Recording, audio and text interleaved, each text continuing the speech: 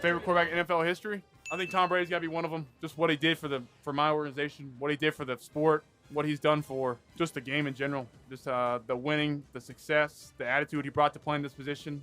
And then also, I'd probably say to rival that be Peyton Manning. Just Peyton Manning, how he carries himself, how he approached playing the quarterback position at such a high level, how much work he put into it, and just the person he is. Best advice Tom Brady ever gives me. I've met Tom a few times, and one of the best things he says, there's no shortcuts to it. There's no shortcuts to putting in the work, and the proof's in the pudding. And knowing that the shortcuts that that people take or can try to take, it's not worth it. Get the most out of what you put into it, and he's been great at that, and he obviously showed that throughout his career. Kind of the first thing that comes to mind, as a young middle schooler who just fell in love with position would be Aaron Rodgers. I was a big fan of Aaron Rodgers. Got a chance to play him a few times, and just how he's treated me. And he reached out to me after the game, and he's such a special flow of the football. He's got so much swag. He's just a different. It's different when you see him in warm-ups throwing the football, and just how I've heard from teammates of his and coaches of his how he treats others and cares about others inside the facility is just special. And I'm just a big fan of his. Is there anybody from back in the 60s, 70s, 80s, that you'd love to watch highlights of? Anybody from the 90s? You've got Troy Aikman, Roger Staubach. You've got so many great quarterbacks. I got to know Terry Bradshaw. He was awesome when I met him. I know he's renowned as one of the best dudes and the best quarterbacks of all time with how he treats fans. I got a story with Mr. Bradshaw. We were sitting in there and signing autographs together, and he has the best really able to read, eligible to read autographs of all time. He spells his name out in perfect cursive, and I kind of, do a little scribble. He thinks it looks like Drac My, so he made fun of me for that. And just the appreciation he has for people that won his autograph, and knowing that not everybody's in this position, and what he did for, obviously the Steelers, and how great a player he was. So I respect to him, and I respect a lot of great quarterbacks out there. Big fan of Brett Favre, the way he played. You and your team, are you planning to win this Sunday? Are we planning to win? What else will you planning to do? Yes. That's the goal of us coming out here. We're coming out here to win the game, and that's the number one priority. And looking forward to getting a chance to have a great week of practice and give him a chance to play in the Super Bowl. How about that? It's unfortunate what happened to Bo. What a player he is, what a season he had. Obviously, an unfortunate ending, but I know he'll be back. Special player. I know we'll have some many battles down the road. I think we play the AFC West next year, so I think we're going to get a matchup. So, praying for him. I know he's on the road to recovery, but I think it'd be pretty cool to see, all the great quarterbacks in the league a chance to go up against him. Do you have any pregame superstitions or good luck charms? Pregame superstitions or good luck charms?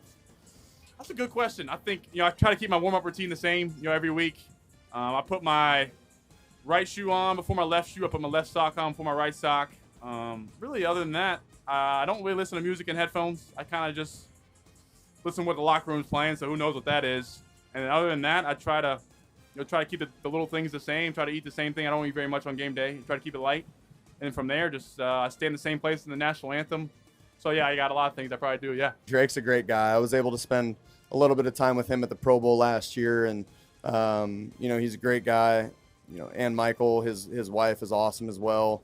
So, yeah, they just got a, great family over there going right now, and Drake's a great dude. Like I said, was able to hang out with him for a little bit. So he's a great guy, obviously a great football player, and it seems like he's a great leader as well for his team. So can't say enough good things about Drake. How did the good playing at Levi Stadium? The Bay Area locals are real mad. Do I need to hit you with a we did not care? Yeah. We do not care.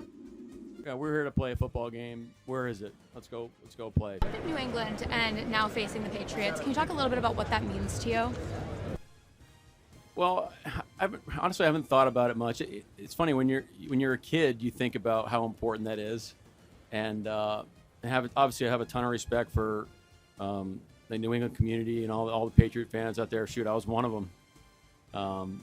But when you now are in this role, you're really just thinking through the lens of, I'm responsible for our team and our community and the 12s, and what can we do every day, decision by decision, to put us in position to go be the team we want to be and ultimately win a championship. So that's really where our focus is now. But again, a lot of respect for that area of the country, and I still have a lot of family that live up there. So I'm saying ham for Sam. All right, so I make this for Sam, and I make this jersey look. Oh, I love that. Here, let me show it to you. Can I get it? Yeah, I'll catch it for you. That's for you. Oh, that's awesome. Can you show us to the world, the other side? Yeah. Right there. Ham for Sam. Come on, everybody. Ham for Sam. Ham for Sam. Ham for Sam. I love that. Described as an elite football mind, where does your passion for this game come from? I appreciate you saying that. Sometimes I don't feel that way about myself. I think when I started coaching high school football, I just fell in love with the process. You know, you could find an edge here, find an edge there. I was really enamored with like the X's and O's and the strategy behind it. But honestly, I think what took my love for the game to the next level is when I actually became a coach. And now you're responsible for people on the field, you know, and what they do and off the field, and you build those relationships. And when one of your players can do something one day that they couldn't do the day before, man, that'll get you hooked right there. And to see them grow in that point of their life, I mean, all that stuff was just like, okay, this is what I need to be doing. I'll make you something for you. Here, catch it. I'll catch it. Thank I you. have a ham for Sam. And also Thank you so much. I'll make you a hot. Look at that. Wow. Yeah. Here. My hat. Catch it. This is great. No, I'll wear it later. I'll wear it later. Just put it for 1 second. I made it for you. Okay. Oh, you made it just for me. Yes, for you. You did not make this. Yeah, I swear. I have a ham for Sam. How about that? That's perfect. Yeah. There you go. And also I'll make you a portrait. Look. It's a portrait. Look. That's great. Look. I love that. That's great. Thank you so much. Can you show it to us, Sam? Please. Oh my God, right here.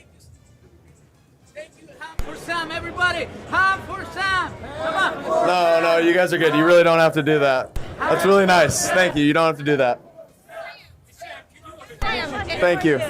Thank you. Thanks. Play in the LA 2028 Olympics? I would. Who is your ideal teammate? Like, who would you like to play with? Yeah, I think playing with Garrett Wilson would be fun.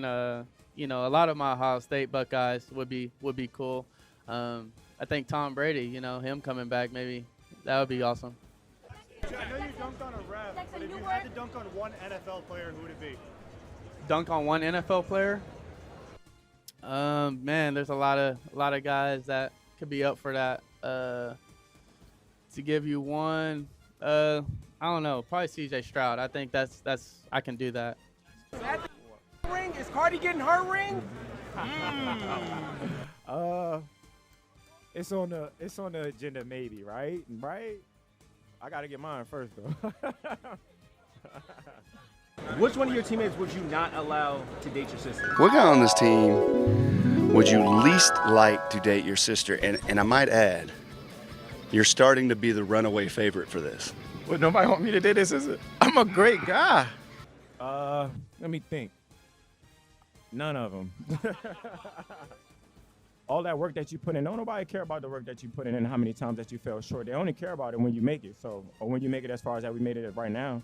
So for me, I just always did it for myself. I felt like it brought me confidence. The amount of work that I put in brought me confidence. I'm not scared of nothing. I'm ready for everything that, you know, God throws at me. I just feel like I got big shoulders and I worked hard for it. So what I learned about myself is I'm resilient. You know what I'm saying? Having a passion for it is different. When you fall short a million times, how many times can you get back up? And I got back up every time. You know what I'm saying? I brushed myself off. I made sure I was okay. And you know what I'm saying? I never gave up. I never gave up on myself either. You know what I'm saying? Even when those gave up around me. All the hard work that you put to Yes, get here sir. to the Super Bowl. What is your favorite Cardi B song? Lo siento. Let me think. I can't say it. It's an old song, but it's PAW backwards. That's my favorite too. Easy now. Just keep being you. You know, the better half of me, and you know, I love you, and just keep being you. And it's such a special moment for me to be able to follow your journey and just keep going. And I know that you do it for something bigger than yourself, and that's what makes you special. Cereals do you like to mix together? Captain Crunch and Fruity Pebbles. It's the childish cereals, but like I'm a grown up now, so like Special K, Cheerios, stuff like that. Rank the cinnamon roll snickerdoodle. She just made those for the linemen this week. That's my number 1. Puppy chow. I'll put puppy chow number 3. Pistachio bread. I think it's good. I'm not a fan. I'll put that at 4. And the crumble copycat sugar cookie, I'll put that at 2. Is this a must-win game? A must-win? Yeah, I think every time we go out, it is a must-win game. I mean, it's kind of the attitude that I've always taken in the National Football League. Come on, Karen. Who'd have thought we'd ended it here? Mike, there aren't many people picking the Patriots in this game. I think, do you like to be the underdog? Well, somebody has to. I don't think we dislike it. Again, that's not anything that's ever affected us, I don't think. I don't think we set out to necessarily worry about those types of things. I'm excited to be here and with this football team. Drake, many people consider you to be their hero, but who's your hero? Who's my hero? My hero.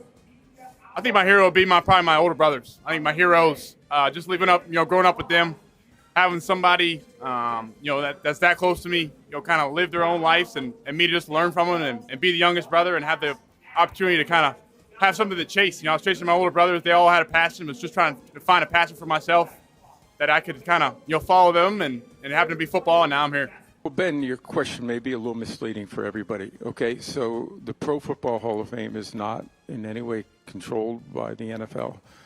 We have no say in the voting process. We don't participate in the voting process. I think you know this, but I want to make sure that the question doesn't lead people to that conclusion. I think it's really an important honor, and it's something that should be done with a lot of clarity, a lot of understanding of what's expected of those voters. I'm not even sure I'm aware of it. I've never been part of that process. Our board does nothing more in the voting other than to approve the leaders of the media that participate in that. And it's a single vote. It's just we approve this panel of selectors. So we are not involved in it. Listen, Bill Belichick's record goes without saying. Same with the Patriots and Robert Kraft, who's also a candidate. They are spectacular. They've contributed so much to this game, and I believe they'll be Hall of Famers. Roger, where do the conversations stand as far as an 18-game season with the NFLPA? Have you had any discussions yet since the last time we've asked you about it? And how much of a priority is it for you to get that done sooner rather than later? By sooner, meaning before the CBA expires.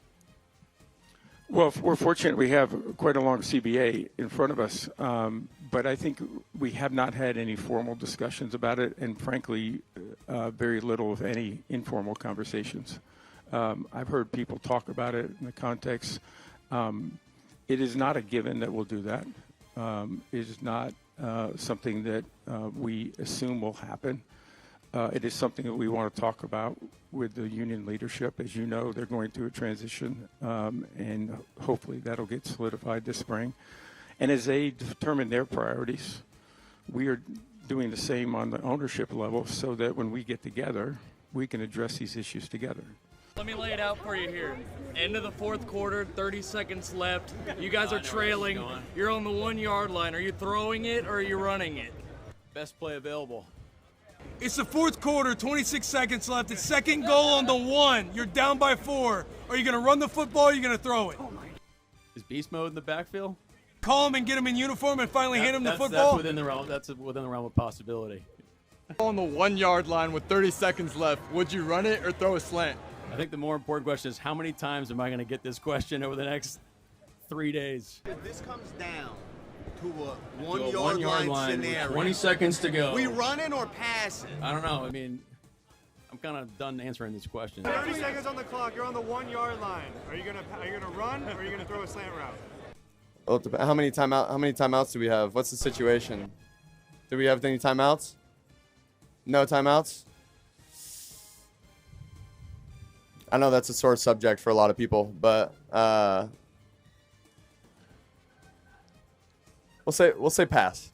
No timeouts. No timeouts. You don't want to get stuff. Maybe you run it and you get on the ball and throw it, really quickly after that if you don't make it. But it's tough to get those big guys back up after being down there on the 1 yard line and getting back and, on the line of scrimmage. So 30 seconds left on the 1 yard line. That's a great question.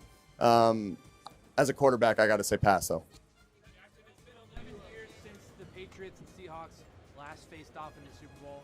We know how that game ended. As a Seahawk, do you think they should have handed the ball off to Marshawn? Given that I know the result, yeah, they probably should.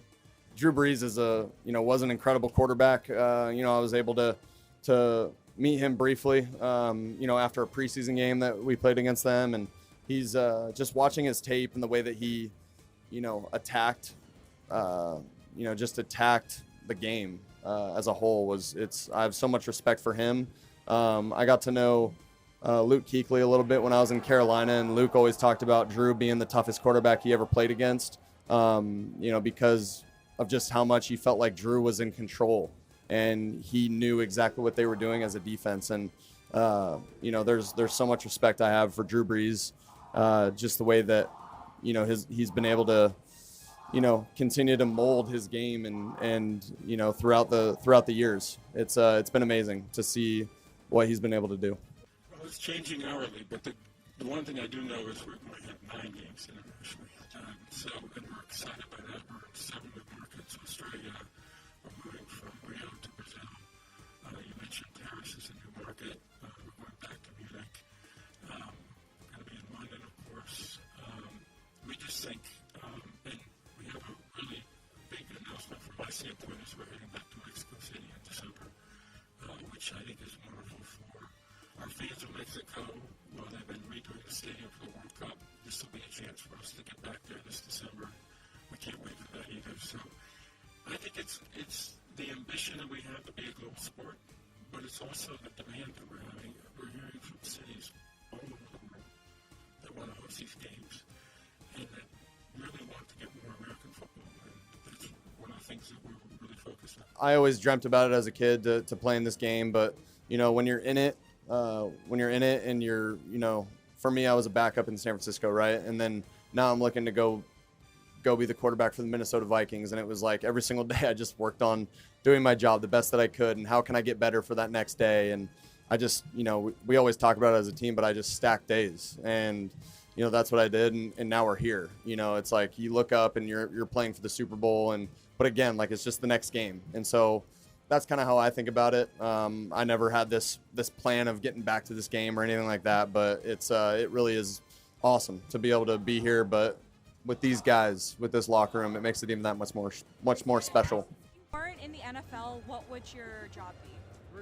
President of the United States. Yeah, such a big fan of Sam. What a journey. What a career he's had. Just to battle the life of the NFL and knowing that, his first opportunity, obviously, he got put in a scenario where, they decided to move on, and from there, he's made them pay ever since.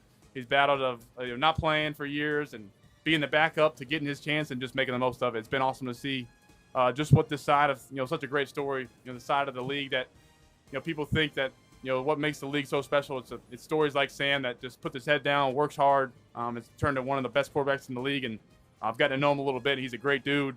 He's one of the the best dudes I've met, and he's looking forward to seeing him on Sunday and seeing him do his thing, but also at the same time competing against him. Turning down an accounting job to get into coaching, can you just reflect on that moment a little bit? With all due respect to KPMG, it was a pretty easy decision to go work in the NFL for the Ravens. I was at that point in my career where you started to have some doubt of, hey, maybe is this thing for me? Is this where I'm supposed to go? Didn't really feel right in the moment.